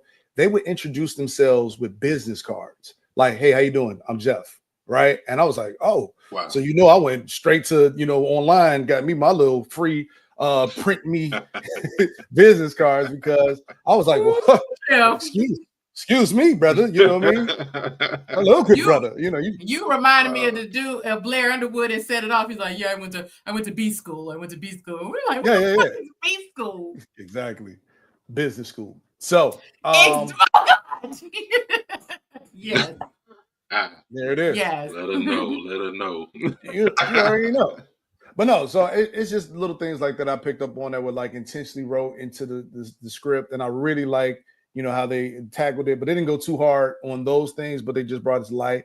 A lot of little issues, you know what I mean, like family, even though it was drama, like the family dynamic, right? So the working hard, that's really career focused sister, right? When you're gonna settle down, right? So I'm not married and I don't have kids, and I want both, but even though it's subtle, and I'm not putting my family on blast, but it's gonna come up like, so what you waiting on now? All right, now you're gonna play the field forever. Like, I'm not playing the field, I'm looking for a wife. Like, you know what I mean? So those things were our family nuances, like that was part of the Black experience, that is a part of our culture. Like even something very small, Easter egg, they were playing spades, right? They had a, you know what I mean? Like, I'm about to run, I'm about to get bored on y'all, even that little reference, like those were things that they put into it to kind of really, reflect the Black experience. And I thought it was pretty well written outside of the there was like a ton of like, references like that, or just things in this movie. Like, I mean, the Soul Train dancing line, we definitely know, we recognize that. There were a lot of things that, you could recognize as a Black person watching this film, sure, as opposed to someone else, a non-Black person watching this film. Yep. So yeah, definitely. Yeah. Well, I want to talk about the bathroom scene with the baby oil. Okay. No Diddy. So right. So the whole bottle. So I want to kind of peel back some layers with that one. Okay. And I feel like, and I kind of have the reputation on this podcast of being the tree hugger, the weeping willow, the but watching when I first saw this movie, of course, the scene is hilarious. You can't deny it. It's hilarious, him slipping around like a wet fish on that floor. It's hilarious. But watching it now, like as I prepare for this episode, and now, especially since we've started doing this podcast, like sometimes I can't even enjoy movies anymore because I watch them so critically now. Yeah. But, and I'm going to ask this and then I'm going to answer it and, then ask you guys, but that scene was domestic violence. 100% going and coming. Oh yeah, definitely. Yeah. And I felt very differently watching it at this age, and like just in this day and time, after the Me Too movement, and just like after like so many laws have changed to, even though they're not always supportive of women, but we've had some changes in laws when it comes to domestic violence and the reporting of it. But I just kept thinking, like, if the roles were reversed, even if she was cheating on him, we would not accept that on film. Yeah. Like him just beating her with a belt. Absolutely. And I will admit that I found it funny, and it is the breakout scene of this film. Like, it is the one that people acknowledge and remember the most, but it is an act of violence, like in a partnership, in a relationship, and like physically striking somebody, even when it's like emotional distress, is still abusive behavior. Agreed. But the film doesn't frame it as domestic violence. Instead, it's like it's comedy. It's her emotional response, and people are almost like cheering her on, like like that was the right thing to do. And I don't know. I just felt very different watching it, like upon this viewing. So, did you guys experience any of that? like while watching that scene, or if, now, or thinking about it now? Terrell, Yeah.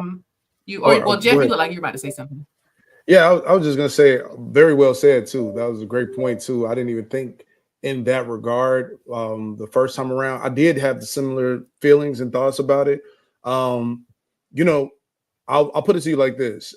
It's definitely a different climate that we live in now in terms of our society and how things are being brought to life. And as you said, if it was the opposite way, it would not. I definitely want to take this opportunity just not to make light of it, but men in domestic violence situations that have been abused by women is often laughed at, right? Because then it doesn't show that you're masculine, or it doesn't show that you're an alpha male. And what do you mean your woman beat you? And so there's a lot of stigma and there's a lot of, stereotypes that kind of linger around that. And some men don't speak up. You know what I mean? So Mhm. not to go deep down this rabbit hole, but I've been in situations where I will never put my hands on a woman. You know what I mean? My mother, as well as my godmother, Karen Brewer, shout out to Karen Brewer, that's in Chicago. She formed a nonprofit agency called Pabu, People Abused, and People Abused in Pabu is a unite, and United was the U, Pabu. People abused, and I forgot what the B is, but I think the abused was the B. And she basically did a lot of work just really educating people on both domestic violence, you know what I mean? And believe it or not, the top two professions that are abusers, right, are people that, obviously, we think of people that's in military, right? We think of people that are already in, Mhm. aggressive environments. Believe it or not, it's Right. pastors. Ministers and pastors are the number one abuser profession. Oh And that's wow. really, it's really messed up that you really think of somebody that is leading you, down a faith bit a path. And it's kind of like, and again, I'm really going down the rabbit hole, but it's important in terms of somebody that you trust, that you basically have been manipulated by, and then they hurt or harm you. You know what I mean? And the male abused, spouses or in a relationship is not often talked about. It's very much so covered up, and it's a little bit more swept under the rug than it is with women. And I'm not saying that one is more right than the other. What I'm saying to you is abuse in any situation is wrong. And it is kind of those things where, even if you think about Black Hollywood or Hollywood in general, there's a lot of things that will fly. Even we're talking about early 2000s, right? um that we can't get away with in 2024. You know what I mean? So that was probably written in the script. It did not need to be in it. After she threw his, Escalade down, it could have been left at that. It could have been left at Yeah. that. So, you know Mhm. what I mean? It wasn't necessarily needed, just like the maid that was in the kitchen that killed Selena. You know what I mean? That was one of the things that could have also been edited out the script as well, because it wasn't necessarily needed. But what I will say and make kind of, light of, is that Regina King don't get enough credit, because she was the real plot twist that set up that scene. She was in lingerie when he came in, right? And Mhm. she was definitely giving body. You know what I mean? I literally was steep on Regina King. Enemy of the State is when I first saw it. When she got the presents, another movie around Christmas. She got Will Smith's extra present, and she was like, "But it looks better on me." And I was like, "Dad, Regina." So now you got take two, and she was definitely, you know what I mean, looking good. And he's like, "Oh snap!" And then, you know what I mean, she got dressed and she put on her go to war clothes, if you will. And then, yeah, but that was the crazier part of the scene as well, to set up, you know what I mean, what happened. But yeah, to your point, man, I think that it's definitely one of those things that does need to draw a little bit more attention. And I encourage people that if you guys are, in an abusive relationship, don't be afraid to speak out. There's a lot more things out here, a lot more resources now. And as a man speaking to other men, you know what I mean, don't feel like, people are going to clown you, or people are going to look down upon you if you speak up, if you're being abused. And it's never right to put hands on anybody. I mean, there's so many different ways that you can express yourself outside of physical Mhm. abuse. So, you know what I mean? I commend you for bringing this to light, and I appreciate you letting me chime in on that. I'm off my soapbox. Yeah, Terrell. I wholeheartedly agree. I mean, there's really nothing I can say that would add anything to it. It's already been said. I mean, domestic violence in any form, man to woman, woman to woman, man to man, it doesn't matter which way it goes. It's unequal and it shouldn't be tolerated. Even though they did do it for the comedic value to try to make it seem light and funny. But yeah, it's never right. Yeah. However, whichever way you cut it. Yeah, absolutely. Absolutely. Excuse me. Well, do we have any other thoughts? Any final thoughts? I don't know, Debbie Downer. Anything else I, you want to say? I was gonna say, yeah, we got to bring the mood back up. I'm over here thinking about my life, like, man, whew, no wonder I'm single, man. I'm not trying to get beat in life. Jesus. I'm about to beat both of y'all, but anyway. See, now you're just an advocate. Now See you that? right back on. That's right. No, okay, well, I'll tell you what. How about one thing that I was thinking, and it was a thought that I kind of started developing, but I don't know if I've like fully fleshed it out. But I was thinking, and I don't know if this was intentional or if it was like me really trying to like string things together to get like one whole cohesive piece. But I felt like all of these, well, I'll tell you what. So I guess my question is, hold on, I'm getting some feedback from somewhere. Hold on just a second. I just remember what the acronym stand for. People abused and battered united. PABU. Oh. Got it. Okay. 90. Okay. But yeah, no, I feel like, so I guess my question would be, did you guys pick up on any of the like the problems that all 6 of the kids had? Because, you know, whether it was like major drama or just a little bit of baby drama, all 6 kids had something going on. Yeah. And so, yeah, so and it seemed to me like each child had something that was like, it stemmed from their mother or how they were either raised or the things that they watched their mom do. And I guess my question is, did you guys pick up on any of that? And do you guys feel that, like, what's the question I want to ask? Like, do the sins of the mother and the sins of the father like really affect children? Okay, Oprah, you didn't turn this podcast into a whole little therapy session. But no, you hitting on some really good points. And I feel like there was, and so I was like thinking about each, while I was talking, I was thinking about like each of the 6 kids, and I'm like, so you have baby who is hiding his talent, and then you also, you know, he's doing that because of his mother's aversion to musicians, with good reason. It's not practical, but it's like she does have a reason for having an aversion to musicians. She was basically left with to raise 6 children by a musician because of music.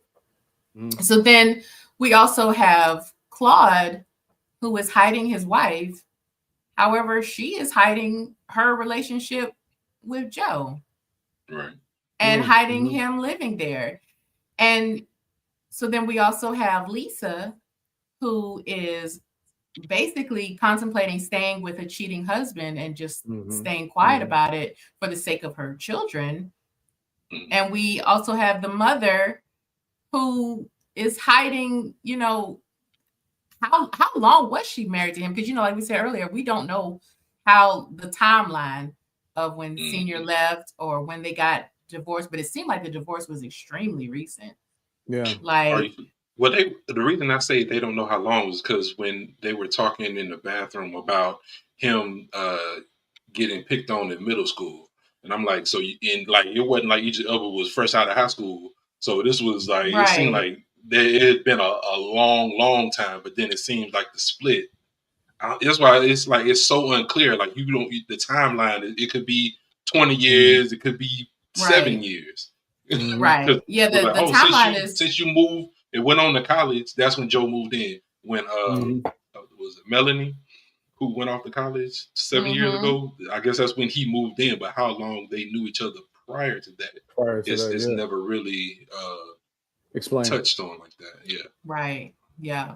Like, yeah, the timeline is really just kind of not very clear. And it's like, that was another thing that they didn't really focus on. Like sometimes I really struggle with movies that really focus on just bringing drama, but you don't even cover like the basics to where we can actually How we got to the drama. understand. Yeah. Right. Exactly. Yeah. So then we were just thrown in it. Right.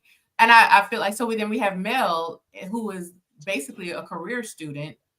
And it's almost like she's kind of scared to make a move. But we have this mother who is afraid to make a move. Like she's afraid to tell her children. She's afraid, like she was, they talked a little minute about her actually afraid to even initiate the divorce. And so then we have, Quentin, who hated Joe, but his mother really never establishes Joe as like, he is going to be the head of this house now. And like, and even though you can't just make your children like whoever you bring in, that is a process. But it was still like, instead of even trying to move forward towards that, it was like, well, let's just hide him. And it sounded like he was hiding for like 2 decades. And it was like, no wonder he would hate Joe, because all he see is Joe being this dude running in and out. Like, so I don't know. And I really could not. I guess if I thought about it a little more, I could get something like with Kelly too, with her just being very career focused and driven, but it just seemed like family didn't really seem appealing to her. Like, I mean, it was like she wanted it, but it wasn't like that was her driving force. And I was like, I don't blame you, because you got this big family and it's just like really all over the place. So, but I know that was long, but that's my answer to that. Like, y'all have any? Yeah, I do. All right. See, you want to jump in, or you want me to go? No, you can go ahead. You got it. So you hit on something again. Very good point. Very good. What do you got a degree in sociology or psychology? Maybe. I figured as well. Yes. No, because I do too. So the family construct, you know what I mean? Like, it literally definitely is something that was intentional as well, put into this movie. I think they wanted to make the impression that it was not a perfect family, right? It was very different from, like Fresh Prince, where, the judge and a lawyer for an aunt, you know what I mean? Or what was Aunt Viv? She was a lawyer? Aunt Viv was a lawyer? What was her profession? Why did I just go blank on that? I thought she was just a dancer. Yeah, well, what? She did. I don't think she was. That was one episode. Yeah. No, I think she was a dancer, but she went back to dancing for that one episode. Anyways, the first one, they was rich, and then you got the Cosbys with it. It was a doctor and a lawyer as a mom. So those were two different representations of the family that were like super affluent, right? And they wanted to make sure that it was a successful family, but they had issues.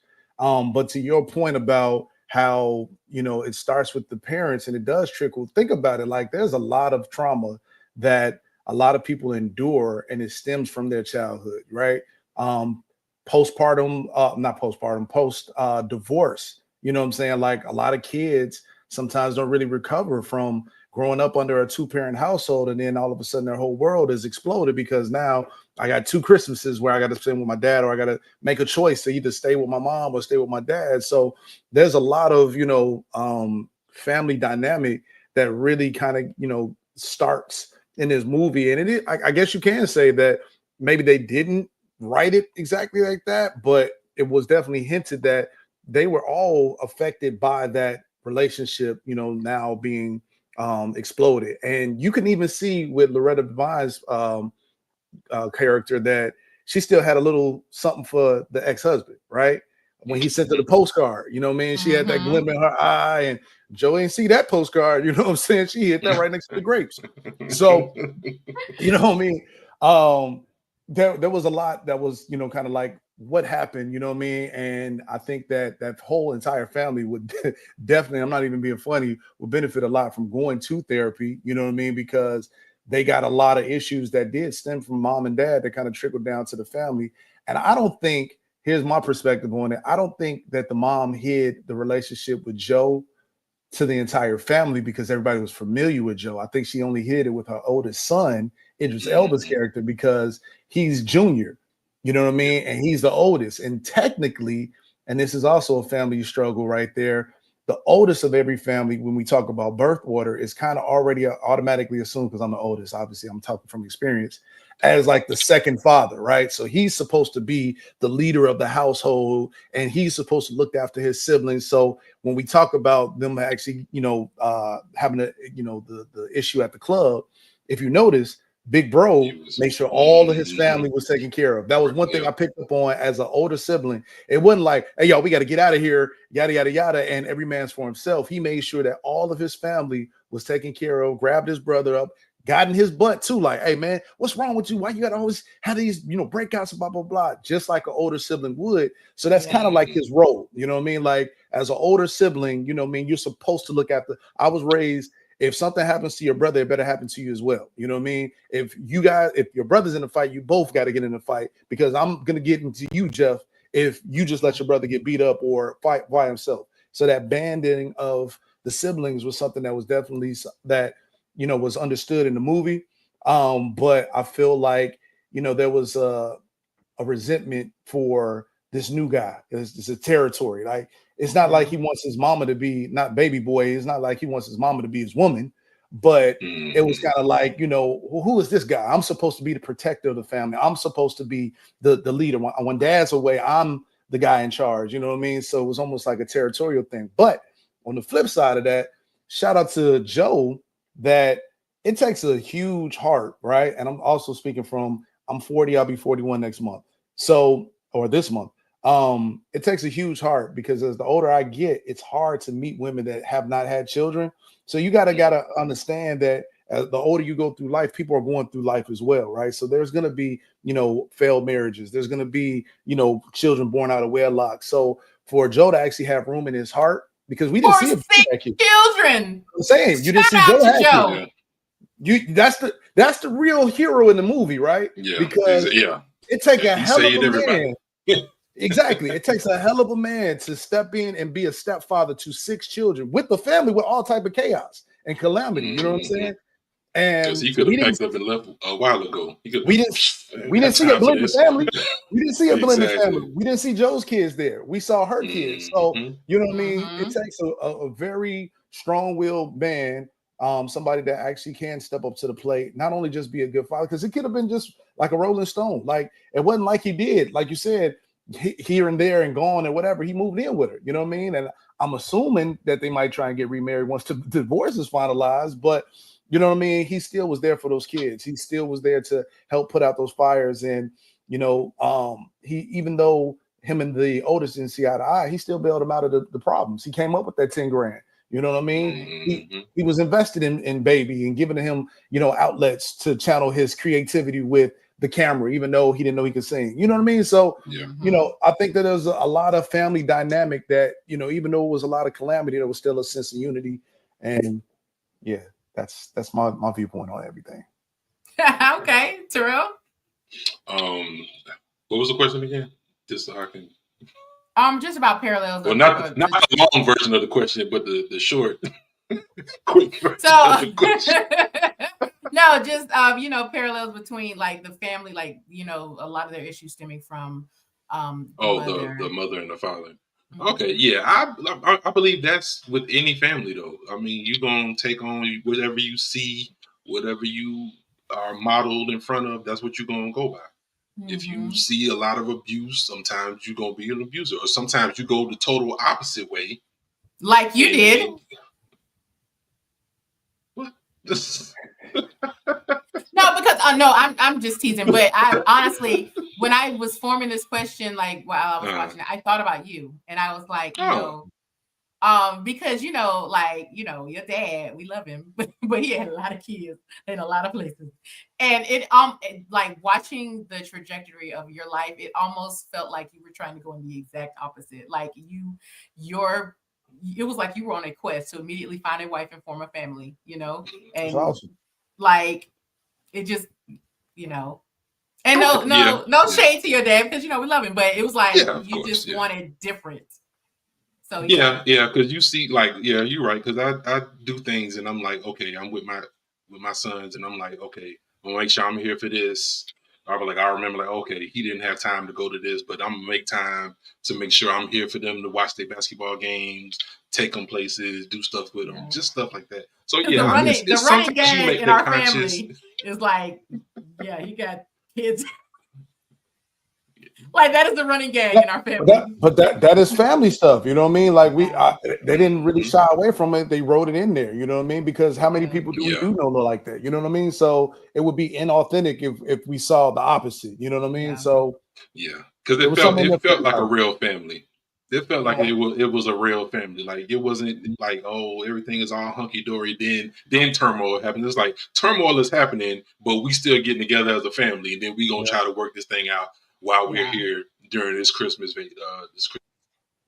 Yeah. Definitely. I was gonna say Terrell Pros, but no, I was just gonna say I totally agree that one of the positives about this movie was that it did feel like a real family. And even though, you know, I'm on record saying that this film was boring, but it did feel like a real family. And families are boring. Like we have drama and then there's low times, there's, you know, a lull, and then there's some more drama, and that's just how it is. Like families are boring, and they also have drama, and they also, you know, just have lots of things going on, and then they also have nothing going on. So I felt like this film was a very authentic look into the Black family experience. Sure. Okay. Yeah. All right. Mm-hmm. I think you was watching the same film, man. Well, we have any final thoughts? Any final thoughts before we go into best, worst, and weirdest? No, I think this was very, very much covered. It was, I really love this discussion. I really did. Everything we talked about today, it was really insightful, really in depth. Jeff definitely came. He did his homework. Yes, he gave us on ourselves. Y'all gave it to me. They gave me notes. I had to write stuff down. I was like, all right. Because we serious around here. Absolutely. But no, so this is the portion of our podcast where each of our hosts and our guests shares the best, worst, and the weirdest part of the film. So, Terrell, you want to show them how it's done? Sure. Okay. The best part of this film, I really love the cast. I really love the story, even though some people don't think there was a plot. I really enjoyed just seeing that Black family together for Christmas and how they all interacted with each other. They really felt like a real family, like real siblings coming home after they hadn't been home in a while, and the black sheep coming home after he hadn't been home in who knows how long, and just how they brought everything together, and they were still a strong family that you could be like, okay, this is something I could see in my family, or I have family members like this in my family. It wasn't something where you was like, I ain't never seen nobody act like that before. It was like, it's stuff you saw and you was like, okay, I see where they were going with that. And so, yeah, that was the best part of the film. The worst part of the film was just, you really didn't know what was going on with the timeline of everything and how everything broke down. It was a bunch of, we gonna tell you this, we're not gonna show you anything, we gonna hint at this, but we're not gonna show you anything. And it was like, you figure it out however you want the film. It was like, make your own adventure for a film. You wanted like, because he was just gone. It wasn't like, oh, they threw him out, or it's like he was just gone. He's gone. Oh, we go glad he's gone. Okay, roll with that. He was glad he's gone. Nothing happened to him. After he got dressed, he packed his bags and he was out.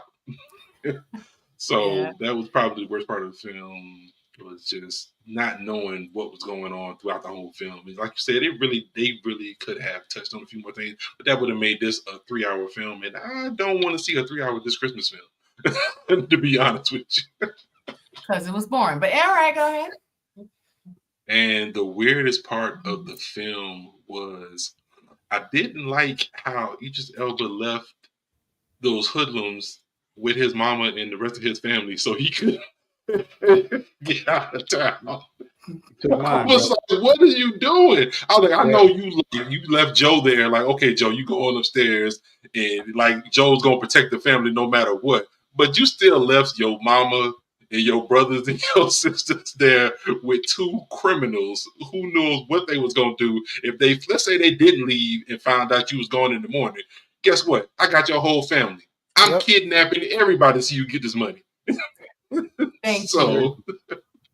That was wild. I was like, I wasn't really smart, but he wasn't making smart decisions anyway. So this is true. Mm-hmm. So that was the weirdest part of the film for me. Right. Do better, Idris. That wasn't right. Don't leave your mama like that.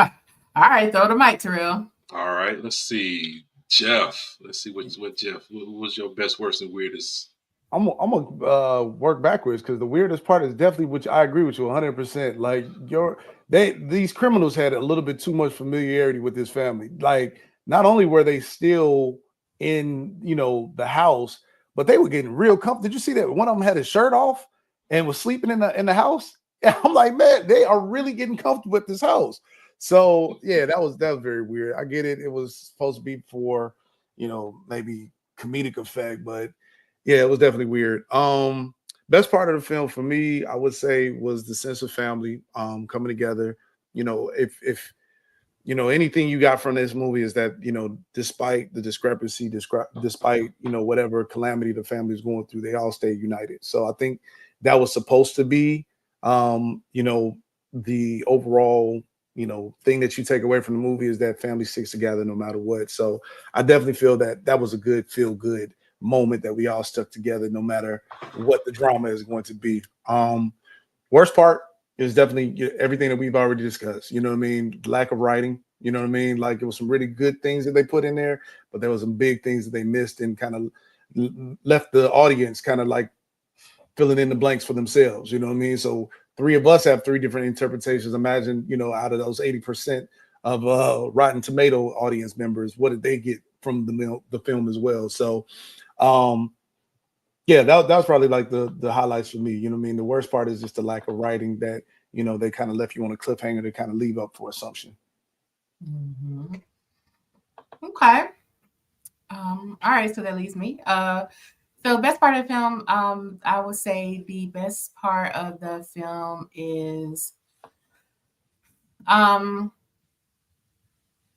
ensemble cast. Like it was so good seeing baby Chris Brown and like, baby Chris Brown, like it, even though he was so very awkward and dopey, it was a pleasure to see on screen and also to be like where we are now and we see how his career has gone. And I feel like, even though we mentioned earlier, like he is the Michael Jackson of this time. Okay. Yes.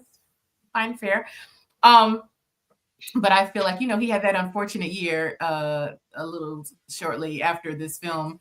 And I feel like that did kind of change the trajectory of his life and career. And I think he could have had a much stronger career.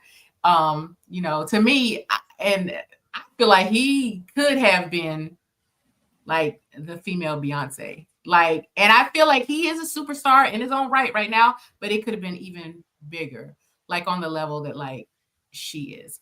So, but things happen and thank goodness he still has a career after all of that. Right. But anyway, just the ensemble cast, like, and seeing because the cousin, he's dead now. What was his name? I know exactly what you're talking about. The one that looked like Lawrence Fishburne. I call him the bootleg Lawrence Fishburne. Yeah, he has since passed, and like watching these black films. Ricky Harris. Yeah, yep. Mm-hmm. It's refreshing to see, like last week or not the last episode when we watched Harlem Nights. Like so many of those guys have like gone on, and it's just always good to see them on camera. And because was Charlie Murphy in this movie? No. You're doing like I'm doing, bringing new characters. Nope. I feel like I must have been watching something where Charlie Murphy was in it. But anyway, but yeah, just the ensemble cast, like all of the children were played by people that we know very well. Mm-hmm. And I love movies with ensemble cast. And like, to me, that can redeem a movie. Like this movie, if it had just been nobody's, I would have been like, I don't like this. This is boring. But I'm like, it's boring, but I can handle it. And I would watch it again because... You just said it was boring. It's boring, but I know the people. No, but it would have been boring to where I'm like, I ain't ever watching this again. This is boring. This levels of boring. It's boring because I know. It's levels to this, okay? Wow. But and Loretta Devine is always a joy to watch on screen, like always. And but anyway, so that's the best part for me. The worst part would just be the lack of plot. Well, not the lack of plot, because that's not the worst to me, but just the abundance of underdeveloped stories with these characters. Because it's like, shit, this needed episodes. This could have fared better as a TV show with like, just like how Soul Food went into being a TV show. This, to me, this level of drama could have fared better as a TV show, where we could have had more developed stories, more developed characters, more complex like plot. But whatever. So so that would be the worst part. The weirdest part would just be, like I mentioned earlier, they're freaking maid. It was just okay. Yeah. I don't even have anything to say about the weirdness of that, because it just was so unnecessary. Like, why? But, okay. I guess I never really thought about that lady like that at all. Exactly. She was there, and then I was like, live my life. I'm like Chris Brown with a camera. Now you got a microphone. But you know what? And the reason why I keep harping on it is because it was like, we have this film, everybody in the movie is black except for the boom surprise wife at the end. So it was like, you see, okay, they put a Hispanic, they have wedged a Hispanic person in here, and all these black people, they must be doing it for a reason. And then you get to the end of the movie and you're like, yeah, no reason. And it's just like, that was obviously a choice, and I'm just still stuck on why that choice was made.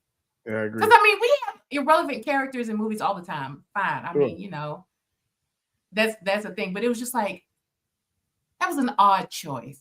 It was. And why was it made? She could have easily been a neighbor. She could have been a neighbor, family friend, something. Yeah. It was like, why did you make her a maid? And why? It was just weird. But, oh well. Yeah. So let's open happy hour. Cool. So it's happy hour. This is the portion of our podcast, and we are like running out of time, but this is the portion of our podcast where we pick a character from the film that we would sit down and have a cocktail with, because we want to know a little more. So Jeff, I'm gonna throw it to you first. You've been here long enough. You've been with us for 2 hours here. So you ought to know how to get things rolling. Who would you have happy hour with? Who would you have a cocktail with? Lauren London. She definitely fine. And there's a girl. If you saw You People on Netflix, they actually shout out to a girl in Chicago. Her name is Nunu, the character off of ATL. She looks so much like Lauren London. When Nipsey Hussle passed away, people were going on her Instagram page saying, "Hey, my condolences," everything like that. And they put a little part in You People where they were like, "Oh wow, she really does look like me." They are so much like doppelgangers. It's ridiculous. But no, I would like to sit down on Lauren London just to see what her journey is as brought her to. Are we talking about the character or the person in real life? The character. Yeah, the character. Well, then, okay, for sure, her character, because obviously we got the HBCU connection, right? And then I want to see if she finally graduated, what she finally is doing. So if she is pre-law, because they showed that picture at the end with her graduation gown, so I'm assuming she did. So then she graduated. So if she's pre-law, see what she's doing now. You know what I mean? See if her and Devin actually made it to the altar. See how that character is developed. So yeah, I would go with her character. See what's up. Okay, Terrell. I would have a cocktail with Mr. Black. See, I'm like, how you just living? That's Joe Black. His last name was Black. I didn't know that. Joe Black. All right. He was like, "That's an ugly Christian stream, Mr. Black." Oh, that's why he said that. Yeah. Okay. Yeah. So yeah, I would definitely have a cocktail with him, just seeing, see how he's holding up, trying to hold this family together that's not really his. How he feels being the surrogate father to so many children, and how he keeps himself sane, because that would drive me nuts. Like, y'all ain't even my kids, y'all acting a fool. I could go at any time. Y'all tripping. Yeah. Yes. So yeah, I'm gonna have a cocktail with him. Okay. I think I'm going to have a cocktail with I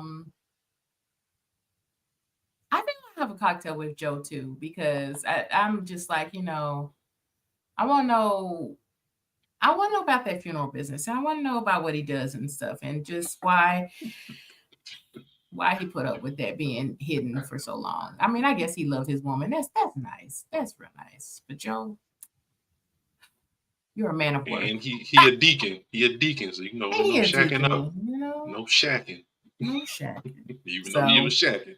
I want to know if he went on and proposed, because I really thought that's what he was going to do at the end, was propose. But maybe in this Christmas too. Oh, we put that divorce to finalize. Yeah, but you could go ahead and ask the question, pose the question. True. So, yeah. Well, any final thoughts before we share what we're binging? Everybody good? I'm good. Keep this train rolling. So yeah, let's keep it rolling.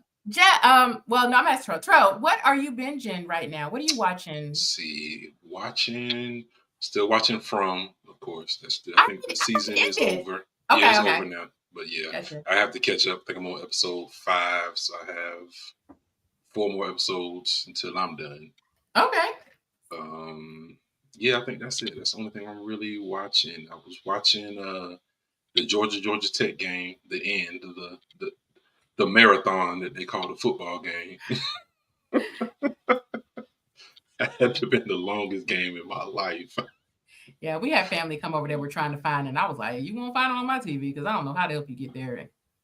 I don't have cable, because why? But and also watching Georgia Southern get their W. Nothing about that.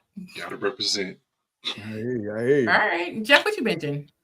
You know what? It's interesting that you just said you don't have cable. So the reason why I'm such a big movie buff, coming in college, we obviously were struggling college kids. So we would watch the same DVDs over and over again because we didn't have cable. So this is before Fire Sticks and all of that stuff too. So I just started really watching movies more than like TV shows.